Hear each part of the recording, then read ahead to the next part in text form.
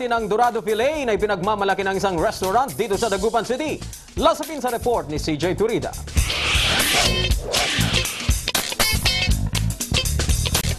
Para mas manuot ang sarap, kailangan nakababad sa kalamansi na may paminta, bawang, asin at betchin. Ang specialty natin ngayong hapon, ito ang Dorado Filet. Kailangan lamang dito ng itlog, breadcrumbs at harina. Paghalu-haluin ang isdang dorado, harina at itlog. At pagkatapos nun, isa-isang idip sa breadcrumbs. Kasi mas espesyal siya. At saka hindi siya matinik, hindi tulad ng ibang isda. Kailangan pang tanggalan ng tinik bago mo siya magawang fish fillet. Tsaka mas malinamnam siya. Tsaka perfect din yung fish fillet kasi nandito tayo sa kalagitnaan ng tubig. Iluto ito ng deep fry.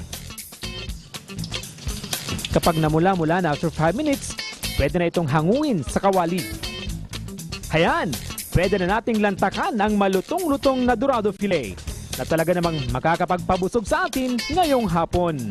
Ako si CJ Turida, naghahatid ng Balitang Amyanan.